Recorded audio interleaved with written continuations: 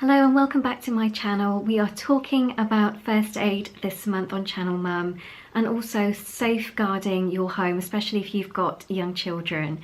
So I wanted to start by saying that I have this in our kitchen. It is by St John Ambulance, the first aid manual, and I actually attended a 3-day course which was probably one of the most interesting things I've ever done. I honestly felt like I'd left the course with a wealth of knowledge, and it was all very new to me. So despite what you may think you know about first aid and what to do given a situation, it's still worthwhile, in my opinion, going on a course, because I feel it's something which everyone should do. I think it should be mandatory because it is such an essential life skills to have, and you have absolutely no idea when you're ever going to be called upon giving somebody initial assistance or treatment when they find themselves injured or they've fallen ill. So I think it's really important to have some basic knowledge at least on what to do. So if somebody ever asked you, what to do if your child suddenly spilt some hot water and scalded themselves, what would you do? It's those sorts of things. I think we can all safely say we would have an idea of how to treat an injury. From time to time, I still go through this. I think it's really important just to keep refreshing your knowledge on various incidents and things that can happen and how to deal with injuries and illnesses. I have an app on my phone by the British Red Cross, and this one, for instance, is listing things like first aid for child carers, what to do, electrical incidents, coping with crises, eating, fire, travelling near water, hot weather, cold weather. There's a lot of things in there, a lot of information which can help, and then obviously going on to learning about what to do in the event of, say, a child choking, a baby under a year old. When Jenny was 7 months old, I found myself in quite a frightening situation where he ended up choking on a little piece of book that he had chewed off. It was one of these kind of hard cardboard style books, and I didn't know at the time. I had popped into the kitchen for literally 20 seconds and came back into the room and found him choking. And in that situation, I kind of laid him across the front of my arm and gave him some sort of blows to the back of between his shoulder blades, and fortunately the little piece dislodged and came out.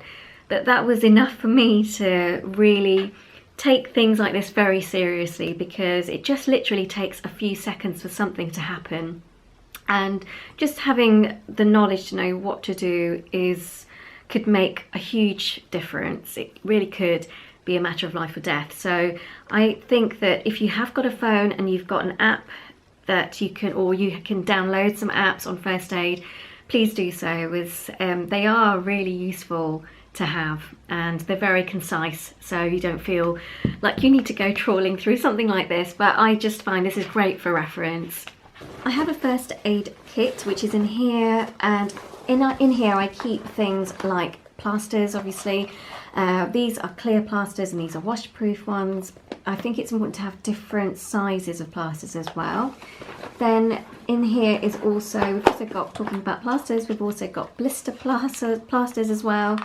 So I've got these by Compeed, which are very good, especially if you've been out walking on long walks. And then in here I have a resuscitation face shield, as you never know. So this is quite handy. This is in here. We have antiseptic wipes in here. We also have some antiseptic cream. I have a little pair of scissors. I have some safety pins in here in the event that you need to use one of these as a dressing.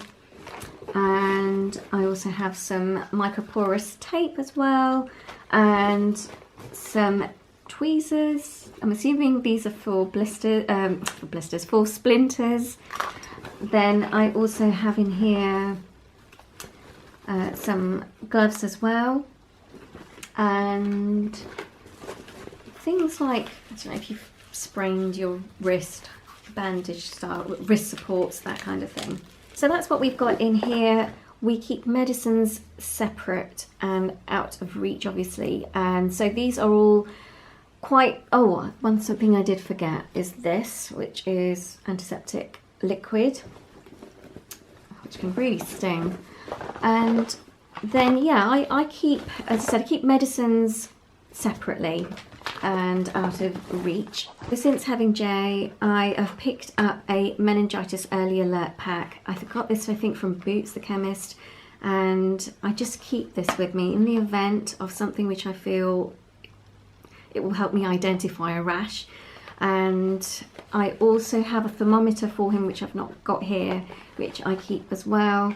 So when it comes to safeguarding the home, obviously there's a lot of areas that are dangerous, and we all know about things like with the kitchen as well, and keeping, you know, doors locked and cupboard doors locked, especially when it comes to things like washing up tablets and things, which look quite appealing to children, I suppose. So there's a lot of things on that. We've also got these door stoppers to prevent any trapped fingers and hands in the doors. We have smoke alarms fitted in the house, and we also have carbon monoxide alarms as well. And these again, you know, I think are important to just to test regularly as well. There are corner protectors like this, which again are very, very cheap and really useful, especially as there are lots of corners in the house with tables and things that can be quite painful if they go into them. So I found that those have been very good.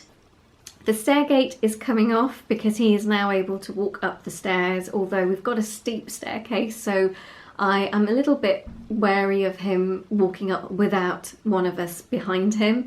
If you haven't been on a first aid course, honestly, I think it's one of the best things you can do. If you don't want to go on a first aid course, then have a look at resources online and just read up on various situations that you feel you might not have enough knowledge on. In all of these situations, I think one of the most important rules they say is to make sure that you are safe before you administer any first aid or give assistance. It is also important to stay calm at all times. In certain situations, it can be very easy to panic, as I found when my little boy was choking. But I was glad that I was able to just get on and deal with the situation. Please do head over to the Channel 1 website as well for more advice on first aid and the sorts of things that you can do to safeguard your home, as well as, you know, general equipment and things that you could have in the home as well, which can potentially help in a very serious situation. If you do like this video, please do give it a thumbs up and like and subscribe if you'd like to see more, and thanks for watching.